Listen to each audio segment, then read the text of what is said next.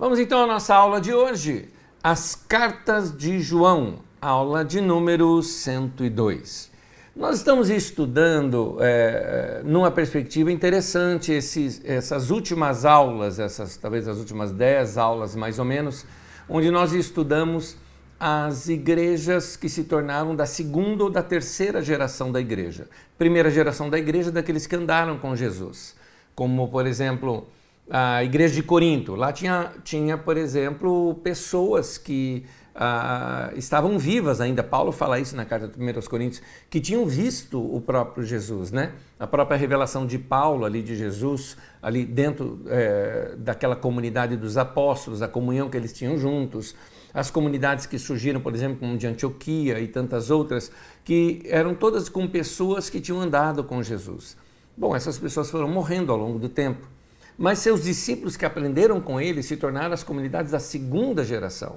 E essas comunidades da segunda geração, muitas delas procuraram honrar os seus líderes, até escrevendo textos em nome de seus líderes. Tiago, por exemplo, foi um grande líder na igreja em Jerusalém. E a carta de Tiago certamente foi alguém mais tarde que escreve em nome de Tiago as coletâneas ou as melhores de Tiago. E a partir daí se forma as igrejas que são herdeiras da ênfase do ministério de Tiago e de Pedro, ok? Você vai ter também as igrejas da influência de Marcos, né, de João Marcos, que ficou praticamente só ali na Galileia.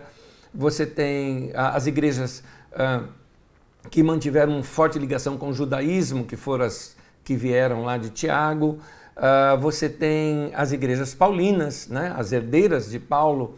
Então essas igrejas mantiveram aceso por muito tempo as doutrinas ensinadas por Paulo, que na verdade foi o que prevaleceu ao longo da história da igreja. E nós estamos estudando agora as comunidades joaninas, ou comunidades do discípulo amado. Um grupo de cristãos que surgem naquela região oeste da Turquia, que é Éfeso. Naquele tempo ali era de fala grega e de povo grego e de cultura grega, né? Éfeso se tornou uma grande cidade e dentro dessa grande cidade várias comunidades cristãs haviam ali dentro daquela cidade. E uma delas ligadas a João e nessa experiência dessas igrejas joaninas, elas se espalharam ali na região da Ásia Menor e duraram um período de tempo. E aqui nós vamos estudar cada uma delas, porque elas nos deixaram escritos muito importantes, muito profundos, inclusive boa parte da cristologia que temos hoje, os estudos sobre Cristo, Jesus como Filho de Deus, provém da revelação desta cidade. Então, Éfeso foi provavelmente o local inicial desse movimento, irradiou certamente por outras cidades. No livro de Apocalipse, capítulo 2 e capítulo 3, citam 7 delas, Éfeso como sendo a primeira. Depois aparecem as outras, Esmirna, Pérgamo, Tiatira, Sardes, Filadélfia e Laodiceia. Essas eram algumas apenas. Nós acreditamos que tinham muito mais igrejas espalhadas em pequenas cidades, em pequenos vilarejos, que seguiam este modo de vida dessa comunidade joanina. Numa leitura cuidadosa, quando a gente faz uma leitura cuidadosa do texto, nós vamos entender o seguinte. Começamos a perceber a razão pela qual aqueles textos foram ali colocados. Por isso, eu chamo a atenção sua para que você, se não assistiu à aula de número 101, que é a aula anterior a esta, que fala exatamente sobre o Evangelho de João, ou a comunidade do discípulo amado, seria muito importante para você entender melhor esta aula. Porque nesse primeiro momento da aula eu vou ampliar quase uma continuação da aula anterior. Então, ali você encontra alguns sinais de como essas igrejas eram no início. Essas comunidades provavelmente foram formadas logo no seu núcleo inicial, a partir de cristãos de origem judaica, e eles não tinham uma revelação profunda acerca de Jesus. É por isso que a gente começa a perceber o Evangelho de João como sendo um escrito onde vai catequizar, doutrinar aquelas pessoas. Lembra do que eu sempre falo? Os evangelhos não foram feitos para evangelizar, mas para catequizar a igreja, doutrinar a igreja. Então, João seleciona as principais experiências que tiveram ali com Jesus passa isso para os seus discípulos, que depois compõem esse Evangelho de João como uma espécie de cartilha, de catequese para essas pessoas serem discipuladas. Então eles começam a trazer, fazem um prólogo, né, que vamos estudar esse prólogo mais adiante, e aí começa a trazer aquele ensino mostrando que a experiência de cada uma daquelas pessoas era também a experiência de cada um dos irmãos que estavam ali. Um dos primeiros relatos, nós vamos ver, por exemplo, diversos títulos que aquela igreja, que aquelas pessoas atribuíam para Jesus no começo. João capítulo 1, de 37 a 51, eu quero ler apenas as frases que aparecem, que são títulos dados a Jesus. Vamos ver. No versículo 38 aparece Rabi, depois ele chama achamos o Messias. Olha essa outra frase, achamos aquele sobre quem Moisés escreveu na lei e a respeito de quem os profetas também escreveram. Depois, mestre, tu és o filho de Deus, tu és o rei de Israel. E aí a frase na qual eu vou trabalhar bastante nela mais adiante, você verá coisas maiores do que essa. Então, a mentalidade daquele povo era inicialmente de Jesus como um Messias terreno, um israelita. Inclusive esses títulos que são colocados aqui, que são bem familiares para nós, né, como Filho de Deus, Jesus como Rei, Jesus como Messias, ainda era uma mentalidade hebraica. Você encontra lá, por exemplo, no Salmo 2, onde o rei de Israel é chamado de Messias, onde o rei de Israel é chamado de Filho de Deus. Então, para eles, o grande rei de Israel, Jesus, teria sido um grande rei, um grande libertador, um grande Messias, que também fez uma grande obra, mas foi morto, como qualquer outro dos reis morreram. Davi, por exemplo, para quem provavelmente era endereçado o Salmo 2. Enfim, essa era a mentalidade deles. Mas vem ali no Evangelho de João uma frase: coisas maiores do que estas verás. Essa eu preferi usar aqui a tradução de João 1, versículo 50, da tradução de Almeida corrigida. Coisas maiores do que estas verás. Que coisas eram essas que eles iam descobrir acerca de Jesus? Muito bem.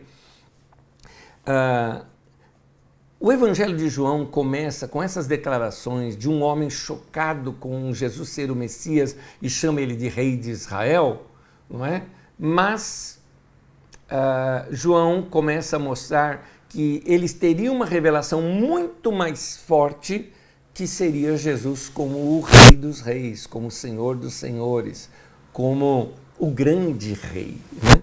Então, essa revelação começa a ser construída ao longo do Evangelho de João.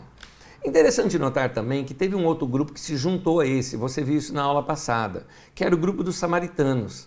O Evangelho de João é o que mais cita sobre os samaritanos e mais fala sobre os samaritanos. Na aula anterior você vê bastante sobre isso.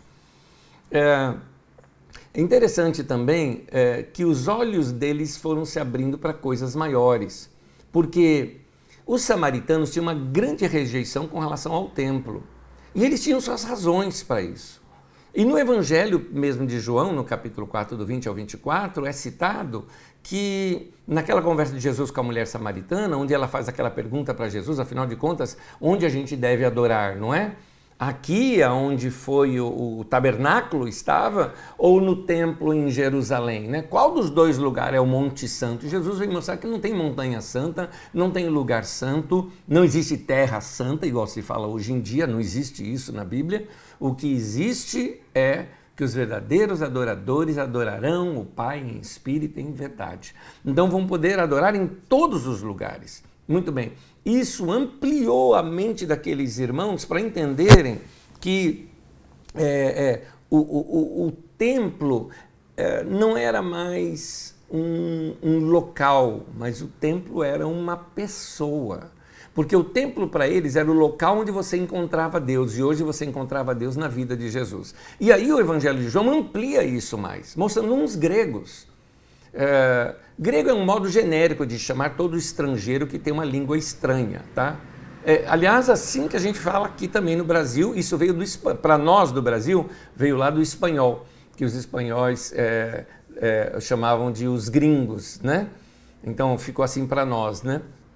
Quando a gente fala, aquele gringo, quando a gente se refere a um norte-americano, né? Seja canadense ou estadunidense ou algum europeu, lá está um grupo de gringos, né? Ou seja, era pessoas que, era como assim, está falando grego para mim, né? Então tinha uma expressão assim no espanhol, que em 1700 e alguma coisa, entrou inclusive por um dicionário espanhol explicando que isso derivaria do grego. Muito bem. Da mesma maneira, vieram os gregos, uns estrangeiros, né, querer falar com Jesus. Mas interessante, eles foram para Jerusalém, para a festa de Jerusalém, mas ao invés deles irem para o templo, o que eles fizeram?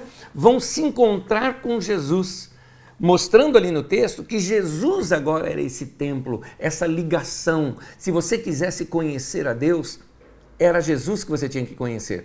Tanto que quem introduz esses gregos é um cara chamado Filipe e o André, que são dois nomes gregos, né? Tanto Filipe quanto André são nomes gregos, não nomes hebraicos. E o próprio Filipe é aquele que chega para Jesus mais adiante e fala, mostra-nos o Pai. Ou seja, nós queremos ter um encontro com o Pai, mostra-nos o Pai. Jesus falou, tanto tempo eu estou com vocês e vocês ainda não viram? Né? Quem vê a mim, vê o Pai. Então, o Evangelho de João começa a construir isso, que se você tem o Filho, você tem o Pai. Se você tem uma revelação de Jesus, se você entende Jesus como Filho de Deus, você tem um contato com o próprio Deus. É isso que são as coisas maiores que essas pessoas iriam ver, ou seja, iriam perceber, iriam ter revelação de Cristo. Então, vamos mostrar algumas destas coisas maiores agora em detalhes, como revelações que essa escola joanina, né, esse Evangelho de João e as suas cartas, trazem para nós, que hoje para nós aqui, muitos anos depois, com todos os teólogos que surgiram, os pais da igreja, o Novo Testamento chegou até nós completo, né? Fica muito mais fácil a gente perceber isso, a gente fala, tá bom, eu já sabia disso, mas aqueles não, eles estavam descobrindo isso naquele tempo. Por exemplo, primeiro deles, a pré-existência de Jesus. Em 1 João capítulo 1, do versículo 1 ao 3, diz assim, no princípio era o verbo. Aqui está a palavra, no princípio era o Logos como sendo, eu vou dar uma explicação antes aqui para vocês. Logos era uma maneira dos gregos entenderem algo que estava acima de tudo. Acima de tudo existia o conhecimento, uma sabedoria eterna sobre tudo.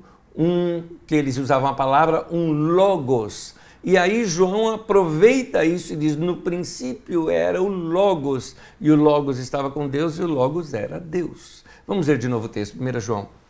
No princípio era o verbo, Logos, e o verbo estava com Deus, e o Logos, o verbo, era Deus. Ele estava no princípio com Deus. Note, ele. O verbo era Deus, ele estava no princípio com Deus. Então o próprio verbo é Jesus. Ele estava no princípio com Deus. Todas as coisas foram feitas por intermédio dele, e sem ele nada do que foi feito se fez. Gente, imagina isso na cabeça desses primeiros discípulos, fez assim um boom na cabeça deles. Aquele Jesus que nós vimos andar aqui na terra, que morreu e ressuscitou, e nós o vimos ressuscitado, ele é o Criador. Quando a gente fala que o mundo foi criado, foram criadas essas coisas por intermédio dele. Ele era a palavra que Deus liberou, e disse Deus, ou seja, naquele momento Jesus fez algo ali, criou algo ali. Fantástico isso. João 1,14. E o Logos e o Verbo se fez carne e habitou entre nós, cheio de graça e de verdade. E vimos a sua glória, glória como do unigênito do Pai. Mais uma explicação aqui para vocês. Este Logos de Deus não era impessoal, não, ele era uma pessoa. O Verbo virou gente e habitou entre nós, cheio de graça e verdade, vimos a sua glória, glória do Pai. Esse vimos a sua glória é que a glória de Deus, que seria uma coisa assim inalcançável para o ser humano, nós vimos aonde? Na graça e verdade que havia na pessoa de Jesus. Esse é o prólogo do Evangelho de João. Agora, a primeira carta que aparece também com o nome de João, 1 João capítulo 1, versículo 1 ao 2, também mostra isso da mesma maneira, diz assim, o que era desde o princípio, o que temos ouvido, o que temos visto com os nossos próprios olhos, o que contemplamos, e as nossas mãos apalparam com respeito ao verbo da vida, e a vida se manifestou, e nós a temos visto, e dela damos testemunho, e vô-la anunciamos, a vida eterna, a qual estava com o Pai e nos foi manifestada. É interessante que ele chama aqui Jesus de a verdadeira vida, e a vida eterna estava nele, e ele estava no princípio com Deus. Então ele é o Logos, ele é o Verbo, ele é o princípio, ele é a vida. Outra coisa que, lembra-se da expressão que nós falamos lá, coisas maiores do que estas verás. Muito bem, uma delas então é essa pré-existência de Jesus. Outra seria, Jesus era um com o Pai. João capítulo 10, versículo 30 diz assim, eu e o Pai somos um. Ficou claro isso. 1 João capítulo 2, versículo 22 e 23, ele fala, quem é o mentiroso senão aquele que nega que Jesus é o Cristo? Esse é o anticristo, o que nega o Pai e o Filho. Todo aquele que nega o Filho, esse não tem o Pai. Aquele que confessa o Filho tem igualmente o Pai. Nota então que aqui os textos estão mostrando que Jesus era um com o Pai. É interessante, quando você vê alguns textos como esse aqui, que eu estou falando, eu e o Pai somos um outro que eu vou ler daqui a pouquinho no Evangelho de João também, quando Jesus se chama de eu sou, você vai ver uma coisa, que os judeus pegaram pedras para apedrejá-lo, porque para eles aquilo era uma blasfêmia. É interessante como Jesus ali foi mostrando para eles que não havia blasfêmia nenhuma naquilo, é que os homens tinham criado uma religião, um holograma em torno de Deus e ficava incompreensível para as pessoas, porque era um Deus somente para ser temido. Mas Jesus apareceu para ser a cara de Deus para nós, e ela era cheia de graça e de verdade. Era fantástico isso daqui. Uma outra revelação, uma outra dessas coisas maiores que foi revelada ali para os discípulos, é que Jesus era o eu sou. É interessante essa expressão, porque essa expressão é o Yahvé, tá? Jesus era o eu sou. Êxodo 3, versículo 14, disse Deus a Moisés, eu sou o que sou. E disse mais, assim dirás aos filhos de Israel, eu sou, me enviou a vós outros. Então está claro que o eu sou aqui é Deus. João capítulo 8, versículo 24, o 28 e o 58, vou ler 3 versículos pulados aqui. O primeiro deles diz assim, por isso vos disse que morrereis nos vossos pecados, porque se não credes que eu sou, morrereis nos vossos pecados. Outra vez Jesus fala assim, disse-lhes, pois Jesus, quando levantardes o Filho do Homem, então sabereis que eu sou, e o que faço por mim mesmo, e que nada faço por mim mesmo, mas falo como o Pai me ensinou. E num outro momento Jesus diz assim, respondeu-lhe Jesus, em verdade, eu vos digo, que antes que Abraão existisse, eu sou. Essa comunhão, tanto de Jesus com o Pai, de Jesus com a igreja e da igreja entre si,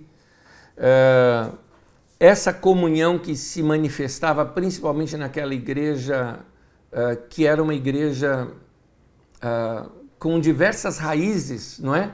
Você tem ali um povo judeu que se converteu, um povo samaritano, que antigamente eram rivais dos judeus, um povo grego que também era odiado tanto pelos judeus como também pelos samaritanos, e eles também odiavam judeu e samaritano, convivendo todos juntos na mesma comunidade, no mesmo local, com o mesmo coração. Isso só era possível por causa desta revelação que eles tinham acerca de Jesus como sendo o próprio Deus, convivendo no meio deles, na pessoa do Espírito Santo, e também manifestando isso com o mandamento que Jesus deixou, que era para eles amarem uns aos outros. Essa comunidade joanina, por isso que a Bíblia na tradição chama João de o apóstolo do amor, é porque esse legado que João deixou para essas comunidades, esses textos provavelmente foram escritos por outros irmãos, não por João, mas em cima dos ensinos e das memórias de João, é interessante notar que esse legado de amor que ele passou para a igreja, essa revelação que ele passou para a igreja, que o mandamento de Jesus, que resumiria toda a lei, era amar uns aos outros assim como ele nos amou. É interessante até o seguinte, gente, uma coisa que nós prestamos atenção nos nossos dias, me permita aqui um parêntese, está até fora da minha apostila isso aqui. Jesus não disse, me amem da maneira como eu amei vocês. Ele não disse isso. Ele disse, amem uns aos outros da maneira que eu amei vocês. Jesus não pede para ser amado. Ele pede para você amar uns aos outros. Em outras palavras, amar Jesus é fácil. Então ele fala, não é para me amar, você vai me amar amando essas pessoas. Você vai entender isso também aqui ao longo da carta de João, quando nós vamos mostrar algumas coisas com relação ao amor.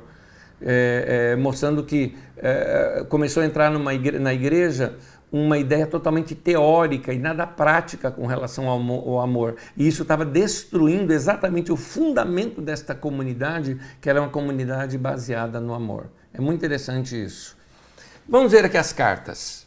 Para nós entendermos melhor um texto bíblico, nós precisamos notar que ele está ligado a uma situação que o provocou. No caso, quais foram essas situações que provocaram essas cartas? Explicando aqui para vocês, vocês sabem. Os evangelhos começaram a ser escritos porque as pessoas que tinham andado com Jesus, que eram testemunhas oculares, estavam agora morrendo.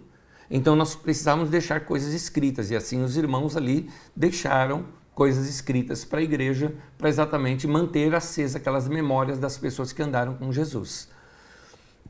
Da mesma forma, as cartas, como por exemplo as cartas de Paulo aos Coríntios, você nota claramente nas cartas que Paulo está respondendo problemas da igreja.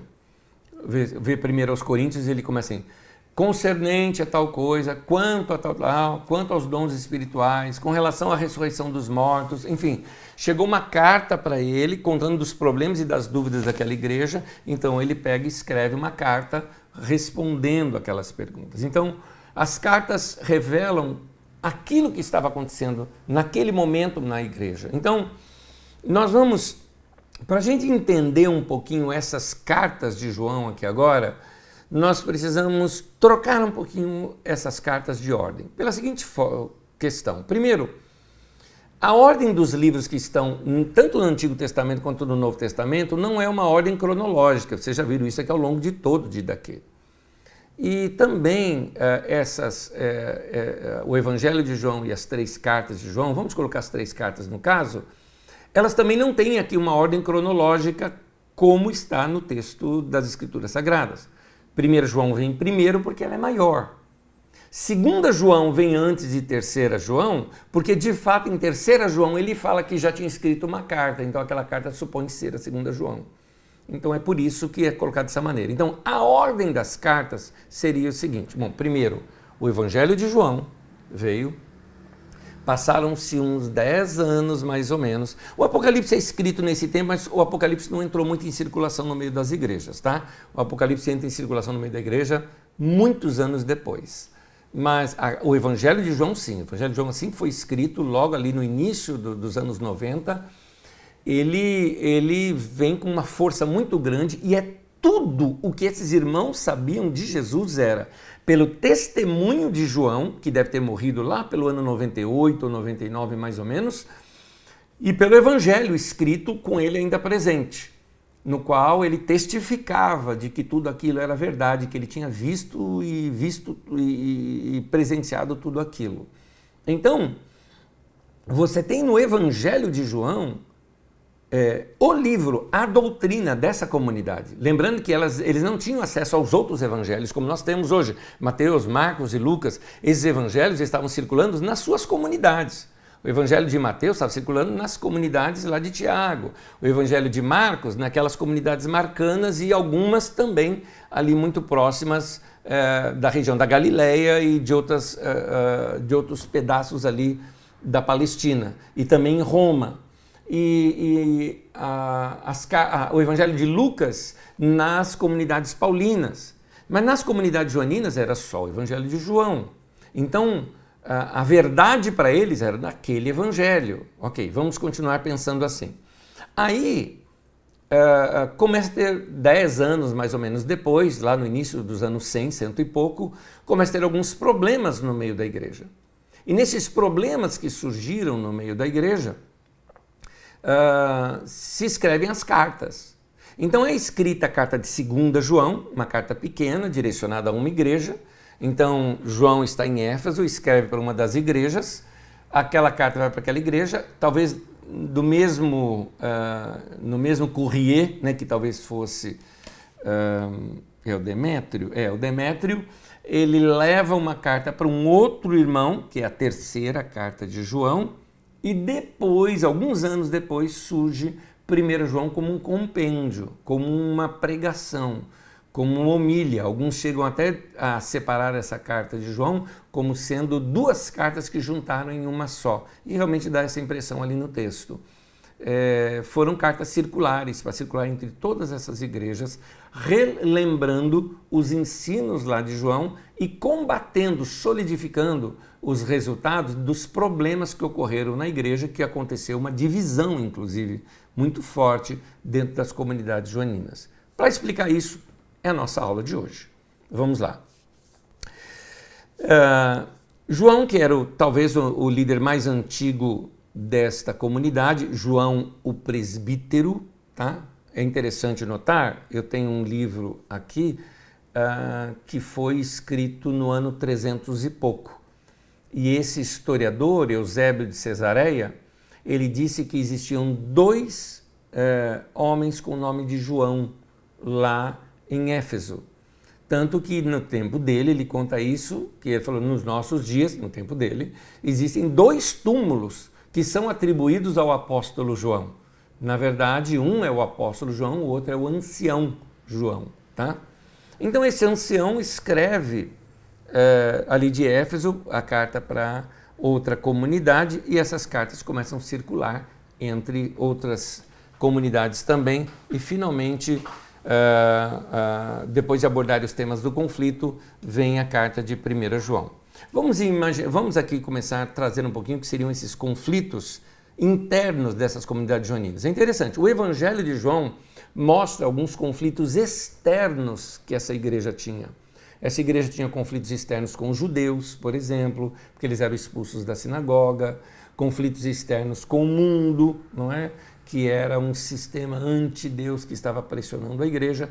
Agora aqui o mundo está dentro da igreja. Doutrinas erradas estão dentro da igreja, começa a ter conflitos dentro da própria comunidade. Então, as cartas tratam desses conflitos dentro da própria comunidade. Então, uma das personificações desse conflito é colocada sobre um homem chamado Diótrefes. Isso está lá em 3 João. E mostra esse homem como alguém que ambicionava se tornar um líder de todas aquelas comunidades. É interessante notar que as comunidades joaninas elas não eram hierárquicas, mas havia um grande respeito por esse presbítero João. Mas havia um homem que não estava aceitando as orientações desse presbítero, tanto que ele enviou alguns irmãos, né, que são assim pregadores itinerantes, para irem lá e ele não recebeu esses irmãos. Inclusive, irmãos que receberam eles nas suas casas, também ele expulsou das suas comunidades. E aí, então, João diz que vai confrontá-lo. Em 3 João, capítulo 1, né, único capítulo, versículo 9, diz assim, escrevia à igreja, mas Diótrefes, que gosta muito de ser o mais importante entre eles, não nos recebe. Interessante notar que esse escrevia à igreja, note aqui que o termo fala de uma coisa que ele já tinha escrito.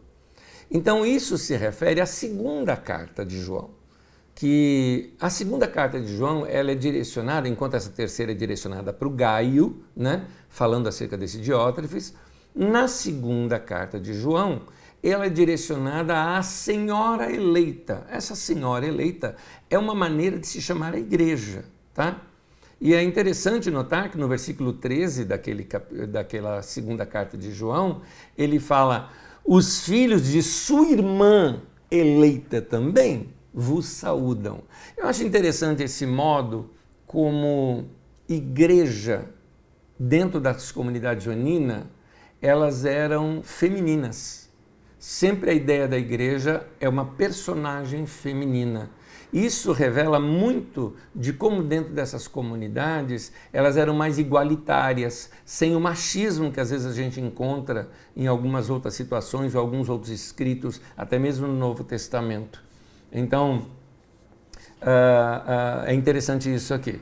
O Diótrefes é um dos mestres que são chamados de enganadores ou sedutores. Eu acho interessante porque na nossa tradução, na NVI, por exemplo, traz enganadores. Na tradução desta Bíblia, aqui, Bíblia de Jerusalém, eles preferem a palavra sedutores, né? Porque eles enganam as pessoas e os seduzem. E ele os chama de anticristos em seu ensino.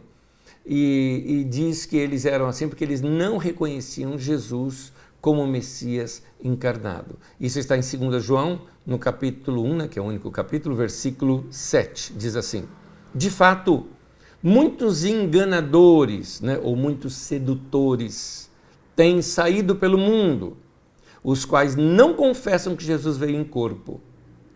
Tal é o enganador e o anticristo. Você vai notar mais adiante na aula que eu vou tratar só sobre esse tema, porque o tema do anticristo é um tema que só aparece na carta de João, tá bom? Hoje se fala muito de anticristo e você vai ver que na carta de João a ideia sobre anticristo era outra ideia. Mas você vai ver mais adiante nessa aula mesmo. Na primeira carta de João, que foi escrita mais tarde, mostra que esse grupo se separou da igreja rompendo a comunhão. Então presta bem atenção, o que aconteceu? Um grupo de irmãos, que nós vamos já ver o que eles ensinavam, dentre as coisas, eles negavam que Jesus tinha vindo em carne, eles eram muito influenciados pelo pensamento dos gnósticos, eles tinham também uma prática cristã imoral, porque eles achavam que eles não pecavam mais, que não existia mais pecado, então eles podiam fazer o que quisessem, que não era pecado. Eu estou dando spoiler da própria aula aqui já, porque isso vai aparecer mais adiante. Mas o que aconteceu foi que, finalmente, passado algum tempo, eles se separaram da igreja. E depois de ele ter se separado da igreja, então, depois de ter escrito a segunda carta de João e a terceira carta de João, houve esse rompimento, essa separação. Só que eles saíram da igreja, montaram seu próprio grupo e os seus mestres começavam a influenciar os irmãos no dia a dia, nas conversas. João até recomenda, olha, nem receba esse pessoal na sua casa, porque se você receber na igreja era nas casas, você vai estar se abrindo para essas doutrinas deles que são erradas. Mas já tinham se dividido. E aí então vem essas homílias, essas pregações. Homília é uma pregação para ser lida, né, para o povo, que é a primeira carta de João. Então a primeira carta de João, capítulo 2, versículos 18 e 19, diz assim: filhinhos, essa é a última hora, e assim como vocês ouviram que o anticristo está vindo, já agora muitos anticristos têm surgido. Por isso sabemos que esta é a última hora. Eles saíram do nosso meio. Note que o anticristo aqui são falsos mestres. Eles saíram do nosso meio. E na realidade não eram dos nossos, pois se fossem dos nossos, teriam permanecido conosco. O fato de terem saído nos mostra que nenhum deles era dos nossos. Então note-se que esses anticristos são aqueles referidos lá em 2 João capítulo 2, em 2 João 7, né? Este foi aquele grupo que se separou e que ainda continuava exercendo influência nas comunidades. Estavam fora, mas procurando enganar os que estavam dentro. Isso aparece em 1 João 2, 26, que diz assim: escreva estas coisas a respeito daqueles que os querem enganar. Vamos ver agora sobre os anticristos, porque isso aparece muito aqui nesses escritos. Porque o grupo que se separou era chamado de anticristo? É porque eles negavam alguns aspectos fundamentais do Evangelho de João que havia na vida dessas comunidades. Então note, para eles, as escrituras sagradas, para eles, note, eles não tinham o Novo Testamento todo nas mãos deles. Então, para eles, as escrituras sagradas eram o Evangelho de João. O Evangelho de João, para eles, era verdadeiro, confiável, dado pelo apóstolo João, era o discípulo a quem Jesus amava, não é? E daí eles criam essa ideia de discípulo amado para todos. João passa a ser um modelo para todos, né?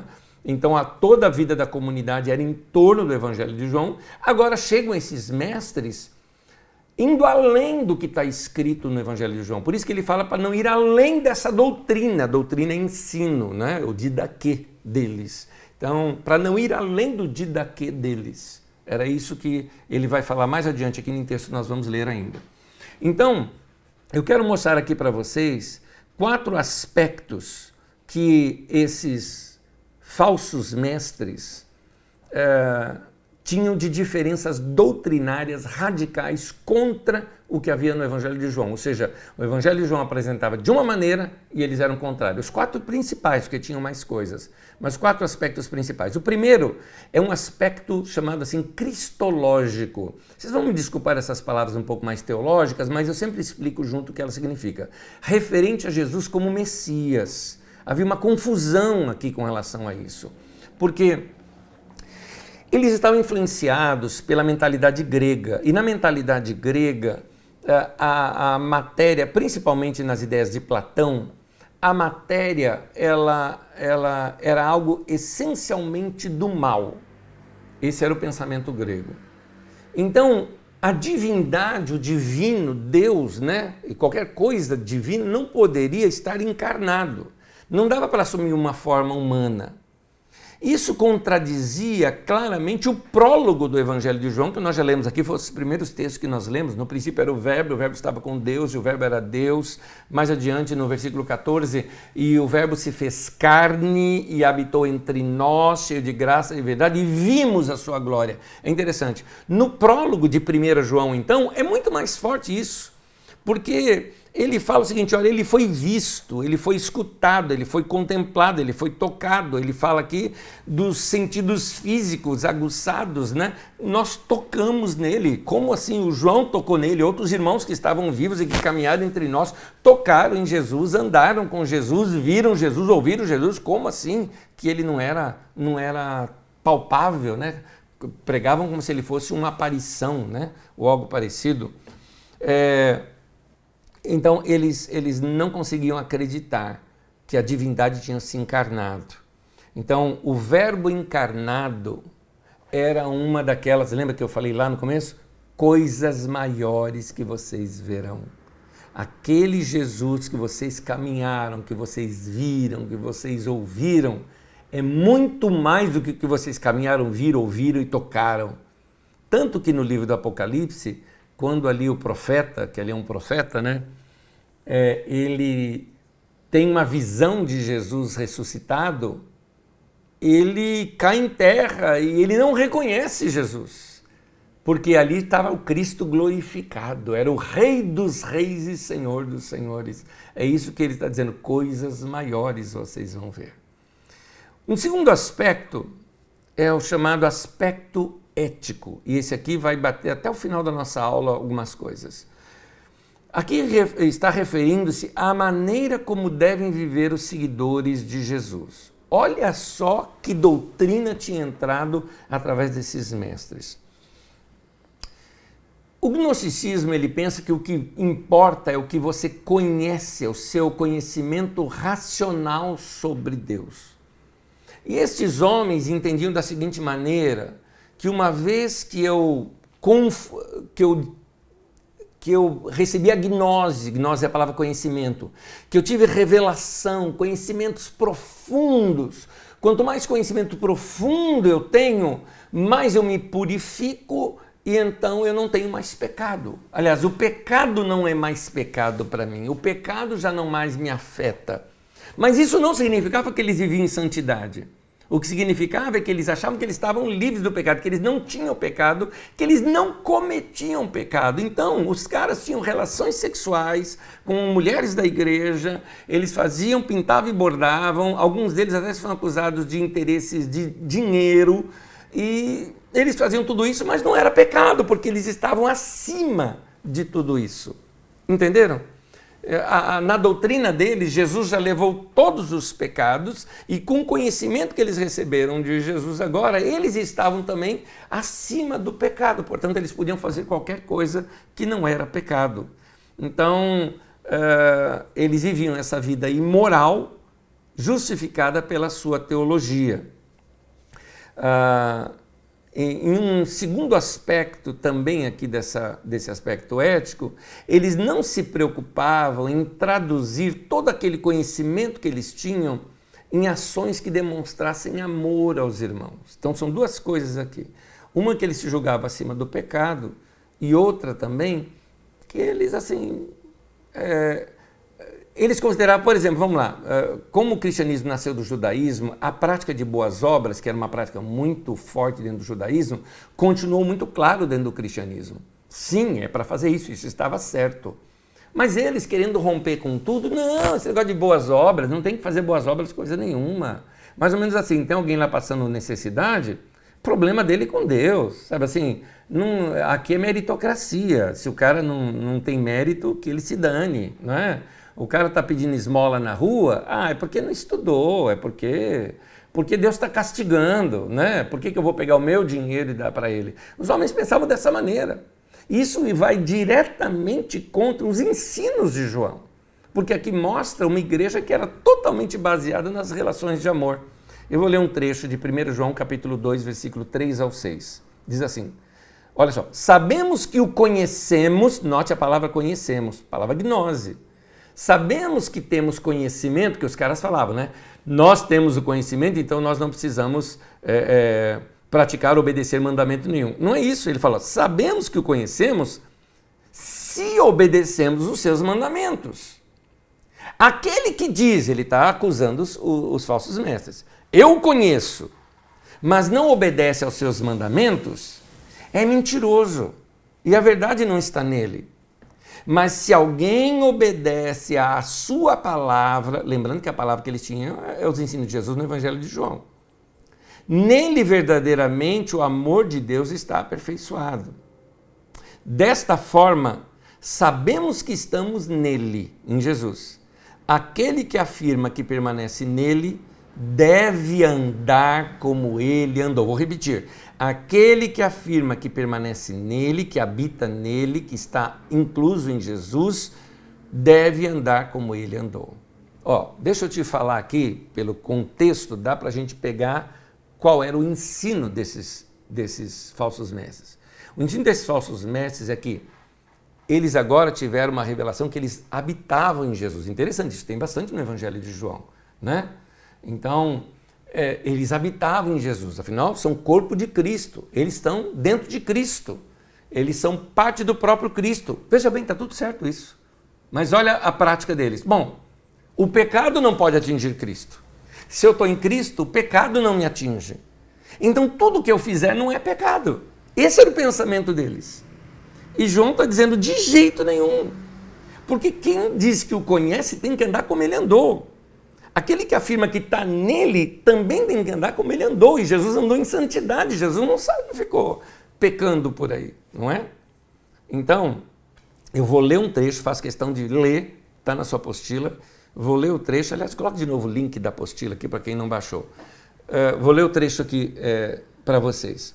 Conhecer a Deus não significa conhecer muito de teologia. Teologia é filosofia sobre Deus. Mas andar com Ele, falar com Ele na oração e na adoração e experimentar o amor dEle de forma concreta nas relações humanas banhadas pelo amor. Eu cunhei essa frase com o seguinte pensamento. Tem muita gente que quando começa a ter muito conhecimento, principalmente conhecimento filosófico, ou seja, conhecimento teológico, acaba vendo na teologia uma coceirinha no seu cérebro, de tal modo que ele acha que aquilo já basta. Eu não me lembro qual foi o teólogo, um dos teólogos modernos agora, que disse o seguinte, que depois que eu aprendi teologia, eu não precisei mais orar. Esse teólogo está errado, porque a teologia nunca foi, aliás, a teologia é uma filosofia que vem depois. A Bíblia em si nos ensina comunhão com Deus. Nossa comunhão não é com uma verdade textual. Nossa comunhão não é com uma ideia. Nossa comunhão é com uma pessoa, que é Jesus. A verdade para nós não é uma teologia. A verdade não é uma ideia, a verdade é uma pessoa e essa pessoa tem um nome que é Jesus. Então, e isso se reflete nas nossas relações humanas, no modo como nós passamos a amar o próximo, que você vai ver discorrendo aqui, até ainda nessa aula, mas nos textos que nós vamos ler, todos apontam para isso, que você demonstra que você está em Deus na forma como você ama as pessoas. 1 João capítulo 4, versículo 20 e 21 diz assim: se alguém afirmar, eu amo a Deus, mas odiar o seu irmão é mentiroso. Pois quem não ama seu irmão a quem vê, não pode amar a Deus a quem não vê. Ele nos deu este mandamento. Nota que aqui quando ele fala mandamento, não está falando dos 10 mandamentos, está falando desse mandamento o tempo todo. Quem ama a Deus, ame também a seu irmão. Eu quero emendar aqui lendo 1 João 3, 16 a 18. Nisto conhecemos o que é o amor. Jesus Cristo deu a sua vida por nós e devemos dar a nossa vida pelos nossos irmãos, por nossos irmãos. E aí ele põe na prática agora. Olha só, bem claro aqui. Gente, aqui é para você não ter dúvida do que ele está falando. Se alguém tiver recursos materiais e vendo seu irmão em necessidade, não se compadecer dele, como pode permanecer nele o amor de Deus? Filhinhos, não amemos de palavra nem de boca, mas em ação e em verdade. Há um tempo atrás, tinha muita, com esse advento aqui da internet, das redes sociais, principalmente durante a pandemia, nós tínhamos, e pós-pandemia também, antes da pandemia e pós-pandemia, nós tínhamos um grupo de pessoas que lá em casa, essa frase não é minha, essa frase é da Magda, que ela dizia assim, são militantes de sofá, né? Ou como alguns chamam, militantes de iPhone. Então o cara, no conforto da sua casa, falando que nós temos que amar, nós temos que se compadecer dos pobres, mas não levanta um chinelo, sabe, para ajudar alguém. Nunca faz nada para ajudar alguém. Então, é isso que esse texto está combatendo. Gente que conhece demais, mas deixou murchar o coração. Tinha uma frase antiga que a gente usava assim, que quando a cabeça incha, o peito estufa e o coração murcha. Ou seja, a pessoa que está com muito conhecimento e fica orgulhoso, ele perde o coração para Deus. É isso que aqui está dizendo, que é uma contraposição ao que aqueles falsos mestres estavam fazendo. Se João deixasse, ou se aquela igreja, a liderança daquela igreja deixasse que esses falsos mestres continuassem dentro da igreja, muito provavelmente a igreja seria uma coisa totalmente diferente já nos anos seguintes. O que a gente precisa pensar é se não existe outros falsos mestres nos nossos dias hoje. Mas isso fica para o fim da aula. Terceiro aspecto dessa falsa doutrina dos falsos mestres é o aspecto escatológico. Escatologia é referente ao julgamento final ou ao juízo final, tá? É interessante notar, o Evangelho de João, ele não fala sobre o juízo final. No Evangelho, o julgamento ele se dá em vida. É interessante isso. No Evangelho de João é o seguinte, quem crê tem a vida eterna e já passou da morte para a vida. Vamos ver aqui o texto. João capítulo 3, bem conhecido, versículo 16, é que a gente só para no 16, né? Mas vamos até o 18, diz assim: porque Deus tanto amou o mundo, que deu seu Filho unigênito, para que todo o que nele crer não pereça, mas tenha a vida eterna. Pois Deus enviou o seu Filho ao mundo, não para condenar o mundo, mas para que este fosse salvo por meio dele. Quem nele crê não é condenado, mas quem não crê já está condenado, por não crer no nome do Filho unigênito de Deus. Então, nesse texto, mostra que o julgamento já se deu a partir da vinda de Jesus. Quando Jesus veio, a sua primeira vinda, cada pessoa já dá a sua própria sentença. Crê ou não crê no Filho de Deus? É isso, ele veio, ele era luz. Luz ou trevas? O que você escolhe? João capítulo 5, 24 diz assim: em verdade vos digo, quem ouve a minha palavra e crê naquele que me enviou, tem a vida eterna e não entra em juízo, mas passou da morte para a vida. Então note que aqui está dizendo que essa pessoa não vai passar pelo julgamento final. Então, o Evangelho de João não apresenta esse tal juízo final como nós hoje o conhecemos. Até porque isso vieram de outros textos, né?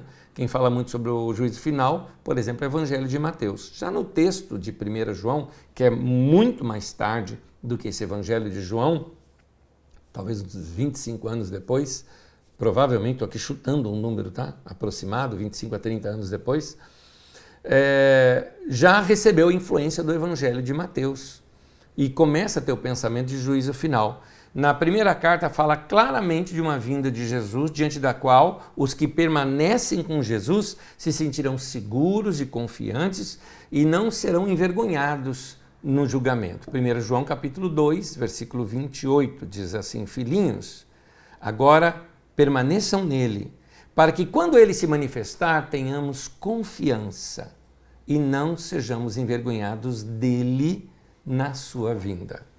Ainda falando sobre o dia do julgamento final, na carta de 1 João ainda fala que aqueles que traduziram a fé em amor ao próximo poderão ter plena confiança. Ou seja, aqueles que a fé em Jesus deles era mostrada na maneira como eles amavam as pessoas e se doavam pelas pessoas, eram compassivos, misericordiosos, esses podem ficar tranquilos na vinda e no julgamento. 1 João, capítulo 4, versículo 17 e 18. Desta forma, o amor está aperfeiçoado em nós, para que no dia do juízo tenhamos confiança. Porque neste mundo somos como ele. No amor não há medo.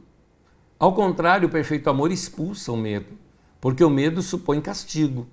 Aquele que tem medo não está aperfeiçoado no amor.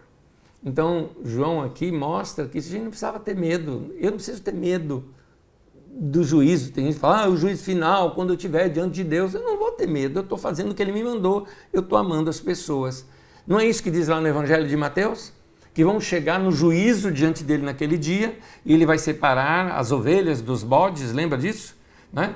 Vai chamar as ovelhas à direita, os bodes à esquerda, e vai falar assim, olha, vinde benditos de meu Pai, né? Aqueles que vão entrar no céu. O que nós fizemos, Senhor? Ele fala, porque eu tive fome, você me deu de comer, eu tive sede, você me deu de beber. Enfim, você praticou as coisas que eu ensinei. Você demonstrou, você pegou o amor com que eu te amei e amou as pessoas. É interessante isso. Eu volto a falar, nota que Jesus não ensina nós amarmos a Ele como Ele nos amou. Ele ensina nós amarmos uns aos outros como Ele nos amou. Você pegou isso? Eu estou dizendo isso porque muita gente está se justificando, simplesmente dizendo o seguinte, não, eu amo a Deus, eu creio em Deus. Tiago chega e fala, crê em Deus? Tá bom, os demônios também creem. Não basta isso, me mostra com as suas obras o que você está fazendo. É isso. Um quarto aspecto aqui é o aspecto pneumatológico. Eu estou usando termos aqui da teologia porque vão se tornar termos comuns, principalmente nos nossos estudos de história da igreja. O aspecto pneumatológico é algo referente ao Espírito Santo. Pneuma é a palavra espírito, tá? Ou vento, ou tudo mais. O Evangelho de João é o que mais fala do Espírito Santo, e aqui a ação do Espírito é essa, ensinar, lembrar e conduzir. Vamos ver dois textos sobre isso. João 14, 26. Mas o conselheiro, o Espírito Santo, são detalhes, a palavra conselheiro aí é a palavra paráclitos na língua grega, que pode ser traduzido como conselheiro, como confortador, como o que está ao lado, como consolador, enfim. Imagina alguém do teu lado andando abraçado com você e ensinando você, é isso. Então, mas o conselheiro, o Espírito Santo, que o Pai enviará em meu nome, Jesus falando aqui, ensinará a vocês todas as coisas e fará vocês lembrarem de tudo o que eu disse. Então, seria lembrar dos ensinos de Jesus através da comunhão com o Espírito Santo. João 16, 13 diz assim, mas quando o Espírito da verdade vier, ele os guiará como um conselheiro ali do lado, como um paráclitos, né? Os guiará a toda a verdade. Não falará de si mesmo, falará apenas o que ouvir e anunciará a vocês o que está por vir. É isso. Agora, aqui tinha um problema. Esse é um problema sério. Os falsos mestres, eles entendiam que eles também eram ungidos por Deus. Eles entendiam que eles estavam inspirados pelo Espírito Santo para as revelações que eles tinham. Como então essa comunidade iria discernir o que é verdadeiro e o que é falso? Então, esse texto que nós vamos ler agora, ele nos mostra que revelações, profecias, ensinos, espíritos, não no sentido de espírito demoníaco, né? Mas de inspirações, de palavras de profecia, de coisas ditas na inspiração, precisavam ser discernidos, examinados, separados, né? Olhassem de perto para a gente perceber se não existe algo de errado naquilo que está sendo passado. Deveríamos fazer isso principalmente com ensinos escatológicos que tem por aí, viu? Um monte de coisas que o pessoal ensina que não tem nada na Bíblia Sagrada. Vamos lá. 1 João capítulo 4, versículo 1 ao 8. Texto longo, acompanha comigo. Amados, não creiam em qualquer espírito. Aqui ele está falando de inspiração. Gente que se levanta na igreja por inspiração e começa a ensinar. Mas examinem essas inspirações, essas profecias, os espíritos, para ver se procedem de Deus. Porque muitos falsos profetas têm saído pelo mundo.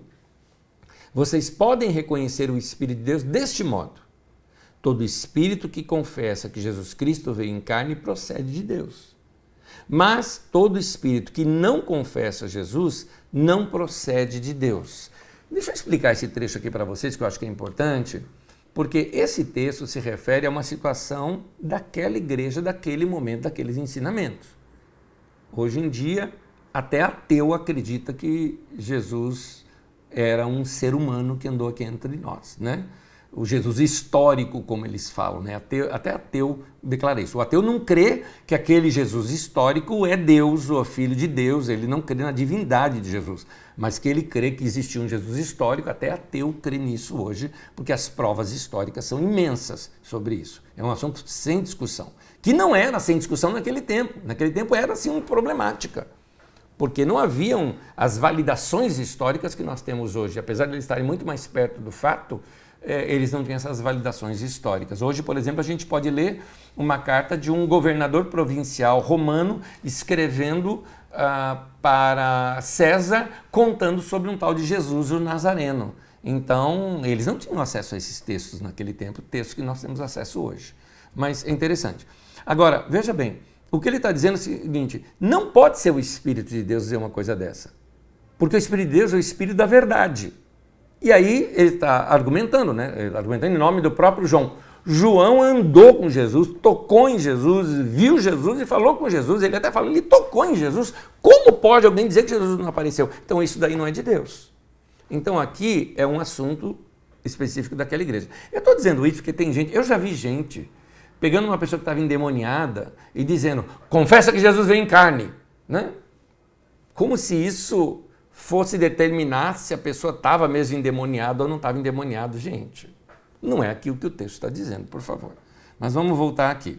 Voltando aqui ao texto, ele diz que todo espírito que não confessa Jesus não procede de Deus. Continua aqui dizendo, esse é o espírito do anticristo.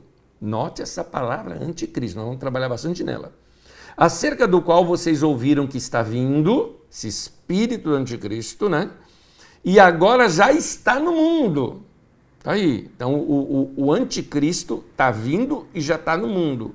Filhinhos, vocês são de Deus e os venceram, porque aquele que está em vocês é maior do que aquele que está no mundo. Quem é aquele que está no mundo? O anticristo.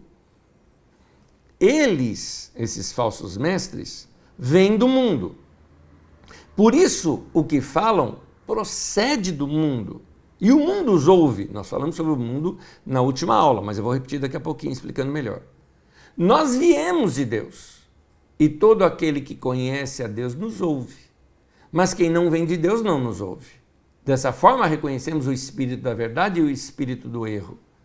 Amados, amemos uns aos outros, pois o amor procede de Deus. Aquele que ama é nascido de Deus e conhece a Deus. Quem não ama, não conhece a Deus, porque Deus é amor. Esse pessoal falava que conhecia a Deus. E eles não praticavam amor. E João está dizendo, eles não conhecem a Deus de fato. Porque quem conhece a Deus ama. Na verdade, eles estão vivendo para si.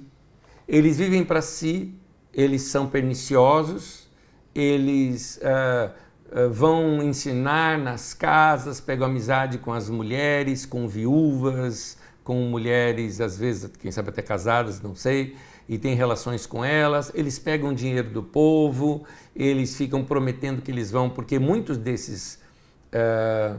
eu queria lembrar, estou me esquecendo aqui agora, de uma dos sábios gregos, não eram os epicureus, não eram... eu me esqueci, um dos grupos de sábios gregos, eles costumavam ir prometer para as pessoas que eles iriam passar conhecimento para essas pessoas, mas essas pessoas precisariam pagar por aquilo. Então eles enriqueciam. Eles foram seriamente criticados por Sócrates, por exemplo, né? Nos escritos de Platão, tem sobre Sócrates criticando esses que faziam por dinheiro tudo isso, né? Então, já nesse tempo aqui agora, muito tempo depois, nós estamos falando aqui de 500 ou 600 anos depois já, você vê os homens fazendo a mesma coisa. Eles tinham conhecimento e por causa disso eles passavam o conhecimento para o povo e queriam receber dinheiro pelo conhecimento que eles tinham, né? Então ele mostra que isso é mundo. O que é mundo? Mundo é um sistema organizado que ele é anti-Deus. Portanto, o que é que está no mundo? Né? Quem é o príncipe deste mundo? O próprio diabo. Então quem que é o anticristo? O anticristo é o próprio espírito do diabo. Assim como existe o espírito de Deus, o espírito do diabo é esse anticristo. Por isso, anticristo, contra Cristo, em oposição a Cristo. Ou seja, tudo aquilo que é contrário a Cristo. Então o amor, a compaixão, a benevolência, isto é Cristo. O ódio, o cara que é aproveitador é anticristo. Jesus é manso, humilde, esse é Cristo. O arrogante, o briguento é anticristo. Então eles são muitos anticristos, tem por aí. Eles encarnaram, igual você tem um homem cheio da unção do Espírito Santo, entende-se a unção do Espírito Santo?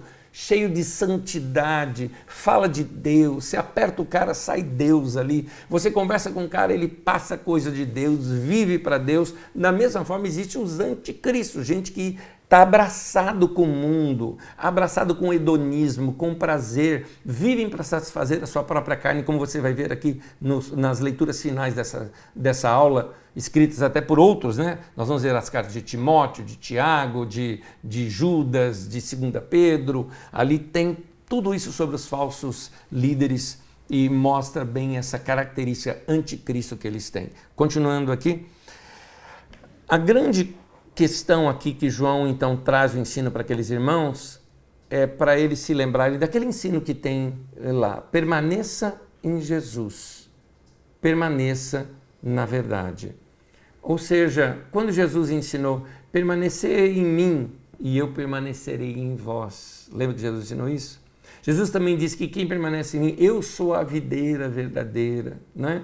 E ele diz que vocês são os ramos, aquele que permanece em mim. Então, esse permanecer em Jesus é permanecer na palavra de Jesus. Para aquela comunidade joanina, era permanecer nos ensinos que eles receberam de João, na doutrina que eles receberam de João, no didaquê de João. Permaneçam nisso e vocês vão permanecer aqui nessa comunidade. Para nós entendermos bem o texto bíblico, nós precisamos notar que ele está ligado a uma situação que o provocou. Nesse caso, quais seriam essas situações que geraram essas cartas?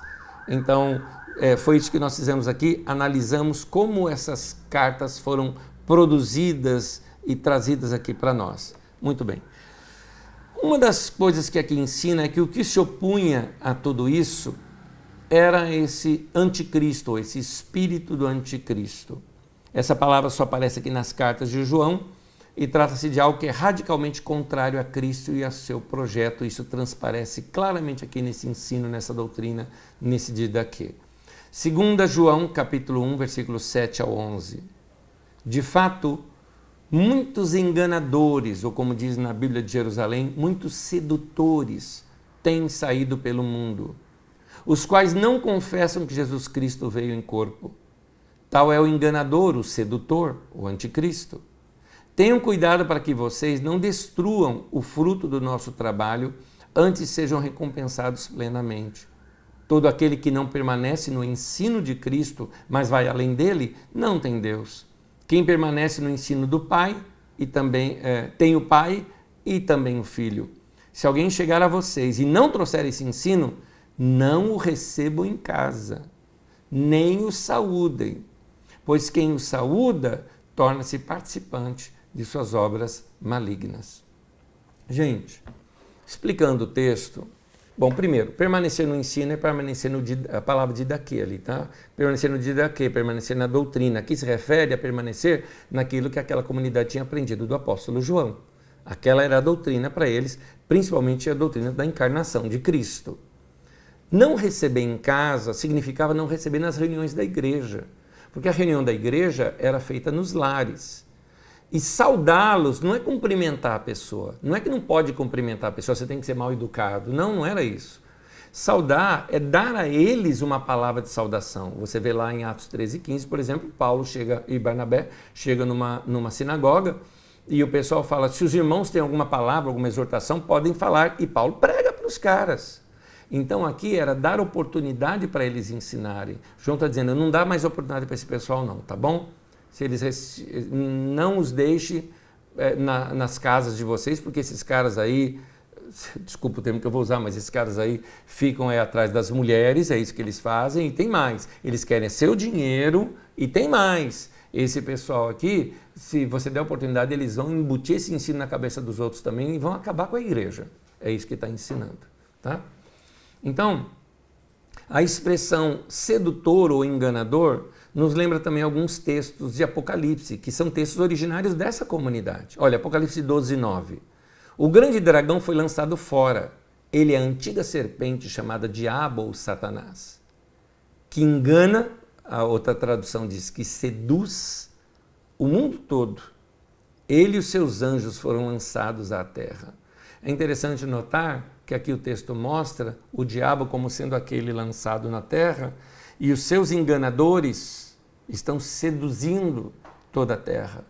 Inclusive, essa ideia trazida para dentro da igreja, porque Apocalipse é um texto escrito para a igreja, mostrava exatamente que esses falsos mestres eram verdadeiros enviados de Satanás. Paulo fala isso também, mas nós vamos ver isso mais adiante. Aliás, João fala, de fato, muitos enganadores ou muitos sedutores têm saído pelo mundo. Nós já lemos esse texto lá em 2 João 1:7. Apocalipse 2:20 diz assim, no entanto, contra você eu tenho isto. Você tolera Jezabel, aquela mulher que se diz profetiza. Com seus ensinos, ela induz os meus servos à imoralidade sexual e a comerem alimentos sacrificados aos ídolos. Aqui pode ser até coisas que fossem entorpecentes, tá? Porque eram muito usados nas festas pagãs. Então os anticristos, gente, estão por aí. O que o texto bíblico está nos mostrando é que os anticristos eles estão soltos aí pelo mundo com falsos ensinamentos. E Paulo fala deles também nas suas cartas. Paulo os chama de falsos apóstolos. Veja aqui, 2 Coríntios 11, versículo 13 ao 15. Pois tais homens são falsos apóstolos, obreiros enganosos, fingindo-se apóstolos de Cristo. Não é de admirar. Olha aqui o que o texto fala. O próprio Satanás se disfarça de anjo de luz, portanto não é surpresa que os seus servos, ou seja, os servos de Satanás, finjam ser servos da justiça. O fim deles será o que as suas ações merecem. Um detalhe interessante é que naquele texto que nós lemos de Apocalipse, fala de anjos que foram caídos com Satanás, que estão espalhados pela terra, que geralmente a gente pensa logo em demônios, mas aqui está falando de uma época da história da igreja já, não está falando lá do princípio. Então, o que me dá a entender, porque a palavra angelos é a mesma palavra mensageiro. Ao anjo da igreja tal, é ao mensageiro da igreja tal. É isso que o texto está dizendo. Então, será que nós não temos muitos mensageiros de Satanás hoje no meio da igreja? Se naquele tempo de João existia, no tempo de Paulo existia, por que você acha que hoje não existe? Será que não tem ninguém com algumas semelhanças dessas? Gente que tem vida errada? Ou gente que está só interessada no dinheiro? ou gente que é enganador, gente que é sedutor, ou um outro valor hoje em dia que é mais do que dinheiro, gente que só está interessada em poder, em influência, em usar a igreja. E eu não falo só daqueles que ensinam, não. Esses dias a Magda me falou algo que eu gostei do que ela me falou. Falou, Anésio, sabe uma das coisas que mais me revolta quando eu vejo no meio da igreja? Quando eu vejo aproveitadores. Estou falando aqui da carisma, tá? Ela falou, quando eu vejo gente que se aproxima da carisma, porque é uma igreja que tem uma boa mídia, tem um grande público, e eles se aproximam porque eles querem vender o seu produto. Eles querem usar a força da comunidade para impor o seu negócio. Eu concordo 100% com ela nesse sentido. Eu tenho bronca quando as pessoas querem fazer redes aqui dentro só para poder usar da igreja aquilo que foi construído e juntado para a pregação do evangelho e da palavra de Deus, usar a benefício próprio para ganhar dinheirinho com isso. Eu tenho bronca disso sim também. A segunda carta de Pedro nos alerta, veja, Paulo chama de falsos apóstolos, Pedro chama de falsos mestres. 2 Pedro, capítulo 2, de 1 a 3 e também o versículo 14. Diz assim, no passado surgiram falsos profetas no meio do povo, como também surgirão entre vocês falsos mestres. Esses introduzirão secretamente heresias destruidoras, chegando a negar o soberano que os resgatou, trazendo sobre si mesmos repentina destruição.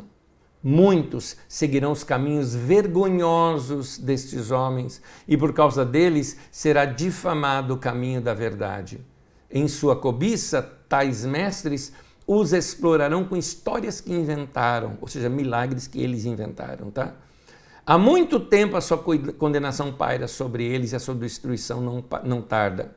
Tendo os olhos cheios de adultério, não param de pecar, iludem os instáveis e têm o coração exercitado no din-din, na ganância, malditos.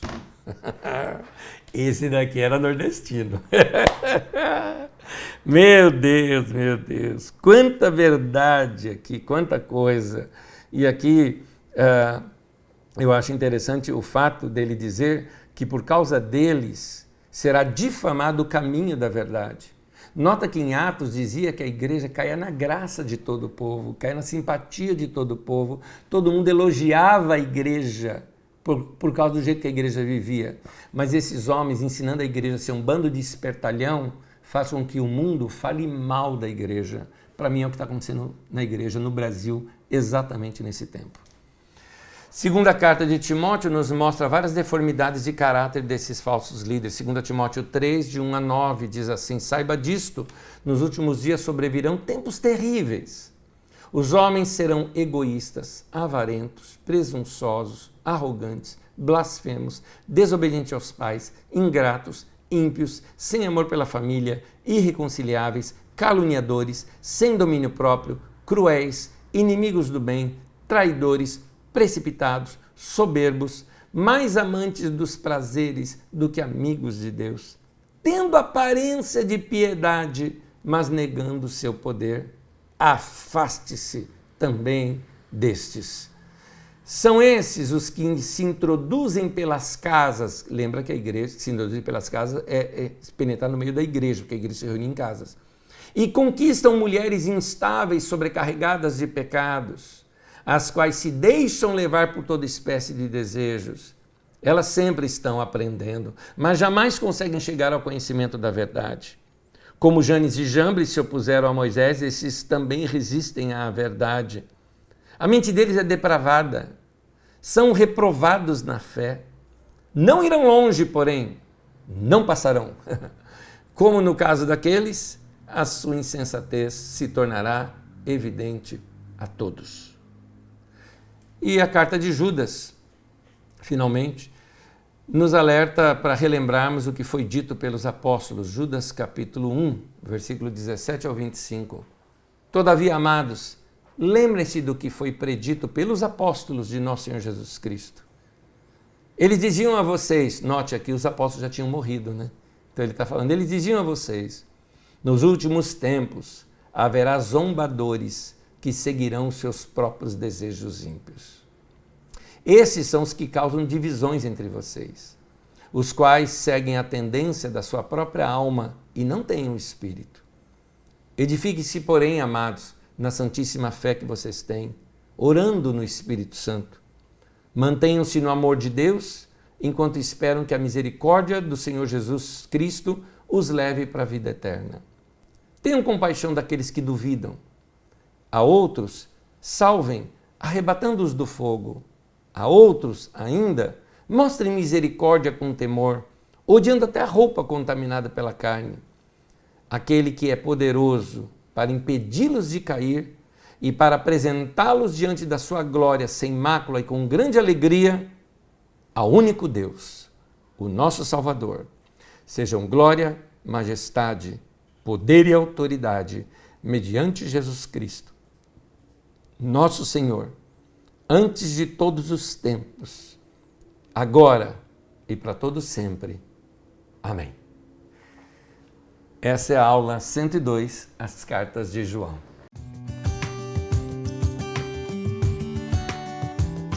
Muito bem, voltando à nossa aula aqui, mas especificamente com relação às nossas perguntas que os nossos alunos enviaram.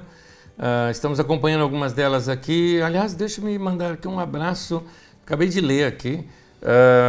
Alguém que é do Rio de Janeiro, Daniela Aguiar, um abraço para você.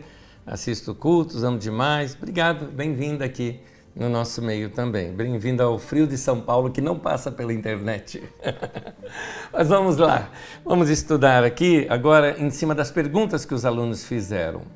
Uma das perguntas que chegaram aqui para nós foi a seguinte: coisas maiores seriam com a ajuda do Espírito Santo? É a Josi que pergunta isso. Sim, Josi, sim. Note que Jesus fala: eu vou para o Pai e Ele enviará outro Consolador que estará convosco, Ele vos ensinará. Então, João percebeu que iria crescer o conhecimento acerca de Jesus. Embora ele tinha conhecido Jesus em carne, agora o Cristo ressuscitado tinha muito mais coisa para se conhecer acerca dele. E quem ia ensinar isso para a igreja era o próprio Espírito Santo. Paulo também fala isso, quando Paulo fala assim, eu acho que é assim, 2 Coríntios capítulo 5, lá no finalzinho, entre o 17 ao 21, ali por aquela região do texto bíblico, ele fala que se antes nós conhecemos Cristo na carne, agora já não conhecemos mais dessa maneira. Interessante isso. A revelação do Jesus ressuscitado ela é muito mais profunda, até mesmo, do que tudo aquilo que eles aprenderam de Jesus andando aqui na terra, o Jesus terreno. Por isso Jesus falou: tenho muito a vos ensinar, mas vocês não vão poder suportar agora. Mas quando vier o Consolador, o Espírito da verdade, Ele vos ensinará toda a verdade. Isso está entre o capítulo 13 até o capítulo 17 de João. Ali é o grande ensinamento sobre isso do Espírito Santo. Ali seria assim, essas coisas maiores que Deus iria revelar através da pessoa do Espírito Santo e que já foi revelado para a igreja e, graças a Deus, registrado nas Escrituras Sagradas para que isso chegasse até nós. O Marcos pergunta aqui para a gente. Marcos Barbosa, um grande abraço para você. Suas perguntas teológicas são sempre bem... Eu ia falar cabeluda? Não, são sempre perguntas bem profundas, viu? Obrigado. Anésio, a doutrina unicista teria sua gênese nas comunidades joaninas? Deixa eu explicar para todos aqui. A doutrina unicista é o seguinte, veja bem. A doutrina unicista, por exemplo, são raras as igrejas hoje que seguem a doutrina unicista. Tem algumas veias de igrejas pentecostais que usam e tem... Eu conheci um grupo que eram os irmãos que a gente chama irmãos da igreja local, né?